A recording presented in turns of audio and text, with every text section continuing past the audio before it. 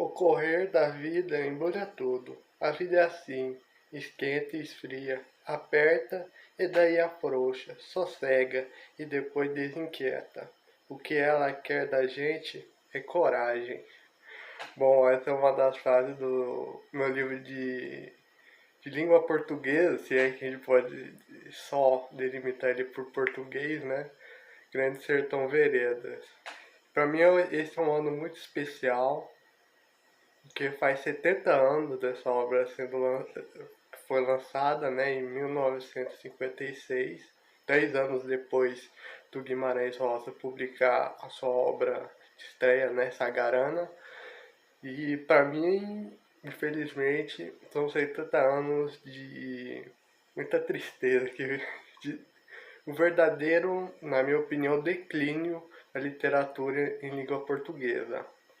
Desde esse livro, que é considerado pelo finado e grandíssimo Antônio Cândido, né, de A Ilíada Brasileira, do livro que foi considerado, né, por muitos como como não só especial, como um marco, não só de pioneirismo, de uso de linguagem, de realmente colocar a língua portuguesa para explorar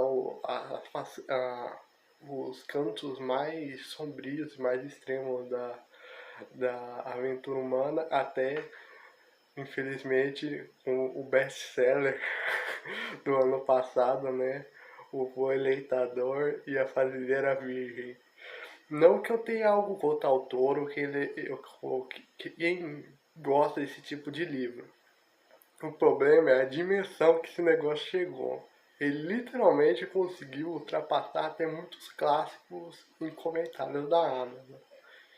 Então a gente precisa mais do que uma piada, uma análise um pouco mais profunda, mesmo que de certa forma também superficial. Muitas vezes vou ter que aqui chover no molhado, mas vai ser preciso fazer uma análise um pouco autópsia do que, do que aconteceu na literatura brasileira, pegando por cima mais ou menos, até a gente descambar no que o público leitor ou o que a mente coletiva pensa de literatura brasileira. Bem, a gente começa estudando história da literatura brasileira normalmente desde o Brasil colônia. A gente coloca, obviamente, o primeiro, né? A gente só lembra do Guilherme Melchior, é o meu xará, publicando um livro de Anchieta a Euclides. Obviamente não ia terminar em Euclides, ele acaba morrendo antes de completar o livro. Mas ele começa desde Anchieta. Anchieta é visto como o fundador da língua brasileira no Brasil, né? Ou até onde a gente sabe, né, o primeiro a escrever poemas, né, português em terra brasileira. Porém, a gente só vai anos depois, séculos depois, bem dizer, né, começar realmente a ter uma literatura de senso brasileiro e explore mais a dinâmica do Brasil. A gente já começa essa ideia com o Otto Maria Carpo, que vai colocar o arcadismo como a primeira manifestação realmente de identidade brasileira na literatura.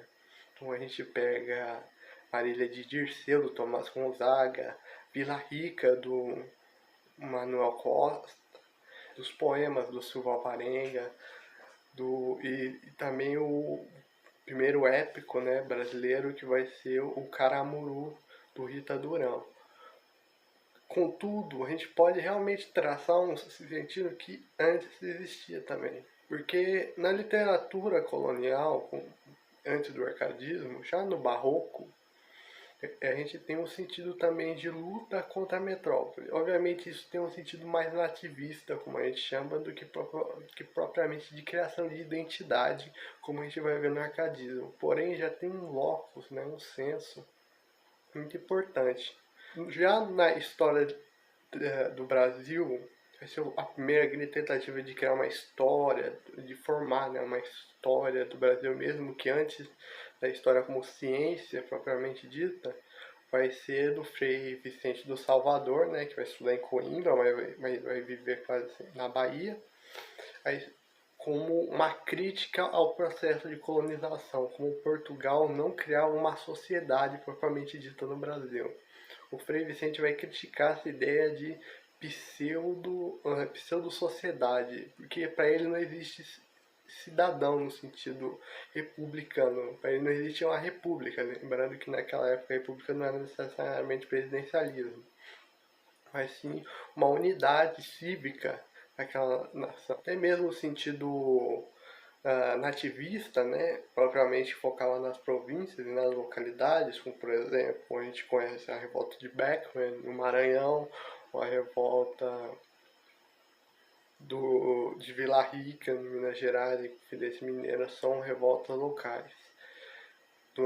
E não uma revolta propriamente brasileira no integral, que só vai surgir, que vai inclusive vai surgir a identidade no processo da revolução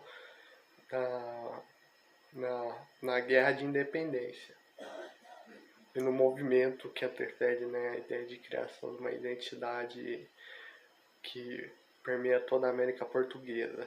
E no romantismo essa ideia vai se colocar mais presente, mas a crítica, uma forma de, como posso dizer, identidade negativa, né, a partir da crítica, em Frei Vicente, por exemplo, também o Gregório de Matos, já nesse período criticando a ideia do Brasil, criando uma identidade a partir da crítica. Isso vai ser muito importante para mim talvez a grande manifestação da literatura brasileira, que é o pré-modernismo, que não é pré coisa nenhuma, é o movimento modernista mesmo, que vai ser a ideia da luta, da própria dialética, aí uma ideia que eu gosto de falar, né, do Brasil problema, que a gente vê em Monteiro Lobato, em Lima Barreto, em Augusto dos Anjos, em, em até, de certa forma, outros que não são considerados, né? Mas, por exemplo, Menotti Del Pitta, no Juca Mulato, essa ideia dele, do Juca, né? Que tem o amor impossível e da filha do fazendeiro e o amor que nunca vai alcançar. E aí o Del Pitta vai colocar até uma superação, né, do Juca Mulato, que vai ser ele aceitando isso. Ele não vai se resignar como um cavaleiro kierkegaardiano esperando o impossível. Não, ele resigna e, de certa forma, aceita esse estranho, né? Até uma forma meio absurdista de ver. E por isso eu acho que esse ambiente, o livro é de 1917, apesar de ser considerado um escritor da vanguarda, né? Ele é um escritor, na minha opinião, muito mais do período do verdadeiro primeiro movimento modernista. Mas voltando um pouco no tempo, vamos voltar agora para a ideia da construção nacional. Vai se formar, depois da independência, uma grande luta para se construir a identidade nacional, que naquela época tem até um escritor francês que veio ao Brasil em 1888, ainda bem depois do primeiro movimento romântico, né? Até mesmo do livro fundador, que a gente considera, né, como o marco do romantismo no Brasil, Teixeira e Souza, que é o filho do pescador, e ele vai falar: o Brasil não tem povo. A ideia de que, como expressão, a literatura como expressão da alma coletiva, como você vai ter uma alma coletiva se não tem nem povo para expressar essa alma, né? É interessante, porque se a gente pega a ideia de romance, pega, por exemplo, o Balzac, queria fazer o que Napoleão não tinha feito pelo exército, fazer nas letras o que Napoleão não tinha conseguido pelo exército. Expressar a alma, a vida francesa, Dickens, querendo expressar a sociedade inglesa, como era a natureza dessa sociedade inglesa expressa nos seus personagens, e a gente pensa assim, que então surgiu primeiro literatura ao invés do povo no Brasil, que é algo bem engraçado quando a gente pensa desde Teixeira Souza, ah, o Gonçalves Dias, o José de Alencar, e pensa como eles queriam construir uma identidade antes de existir como fenômeno social, podemos colocar em termos durkheimianos, assim, brasileiro. Só para arrematar a questão, né, pegando, por exemplo, aqui o Fernando Pessoa, aqui ainda no primeiro tomo aqui da uma coleção de escritos de prosa dele feita pela Nova Fronteira, aqui na página 116 ele fala o seguinte: elas referem-se ao Brasil, e do Brasil nada sei, nem sei se deva saber. Sociologicamente não há Brasil. Há, por enquanto, uma amálgama indiferenciada de raças várias subordinadas ao pecado original de falar em português. Mesmo quem saiba que o Brasil existe por tirar daqui a conclusão que literalmente ele não existe. Com isso fica prejudicada a pergunta que se segue. Não há interesse algum no intercâmbio intelectual com o Brasil, porquanto os intercâmbios intelectuais são, em geral, obra de pessoas de pouca inteligência e só servem para isso. Então, esse fragmento aqui, esparso, né, uma carta dele no Fernando Pessoa no começo do século XX, já mostra que até no século XX o Brasil não tinha uma definição. E veja só, com a transição, houve obviamente, transição quase pessimista do realismo houve uma transição do romantismo para a transição do romantismo para o realismo é então muito mais pessimista, pegando a ideia de, por exemplo, o retrato do Brasil de melancolia brasileira, né? Esse pecado, a tristeza na formação do Brasil. Você pega primeiramente Álvares de Azevedo. A ideia do pessimismo dele é muito longe de uma tristeza heróica do ultrarromantismo, como por exemplo Mary Shelley, ou do esposo dela. Ele é muito mais grotesco, muito mais baixo, muito mais carnal e muito mais pecaminoso realmente, desse desejo, desse apaixonado. Já quando a gente passa por condoreirismo, eu tenho dificuldade de falar esse nome, por exemplo, Castro Alves. Ele é um autor muito nessa língua muito mais apegado no desejo, nas emoções. Ele vê a figura, tem um quesito heróico, mas é muito mais focado num ambiente de desolação, como em O Navio Negreiro. Ou no caso de Maria Firmina dos Reis, né, Curpeva, que eu acho que é o maior exemplo dessa linha mais pessimista. Quando já entra no realismo, aí já descamba de vez. Memórias Póstumas de Brás Cubas foi até explicada pelo próprio Machado de Assis como uma representação dele quando perdeu toda a esperança, né, a fé na humanidade e no altruísmo humano. E o Raul Pompeia, né, com o caso do Ateneu, mostra a perda de fé no garoto, né, entrando e miscuindo no mundo corrompido dos adultos. Bem, quando a gente chega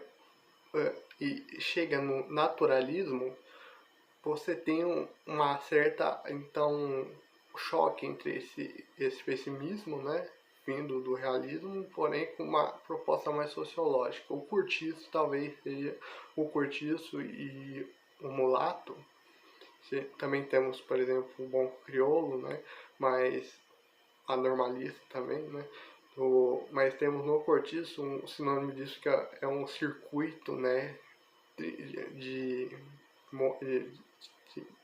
ramo de trituração, de exploração social, né, colocado, e nisso, porém, já vem um âmago mais crítico, mais construtivo por parte do Aloysio, do Aloysio, por parte do Aloysio de Azevedo.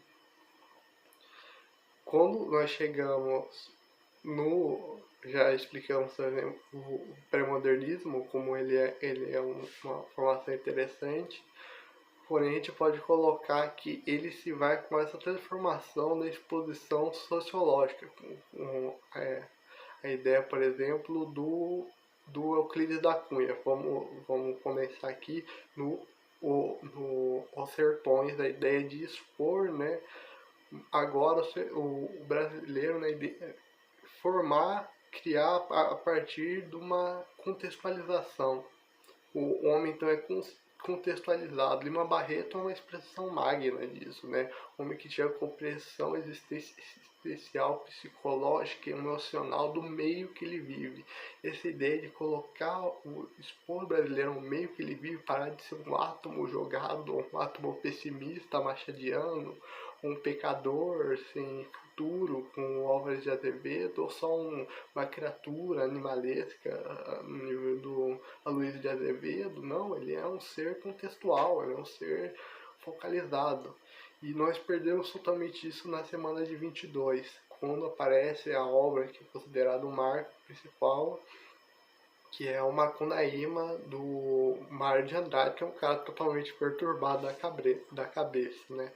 Mas focando só no quesito problemática, o Macunaíma é a expressão do grande problema existencial que toda a literatura brasileira vai carregar desde então, que é a ideia do pecado como símbolo catalisador do brasileiro, o ruim como símbolo catalisador do brasileiro, o vício como símbolo catalisador formativo do brasileiro.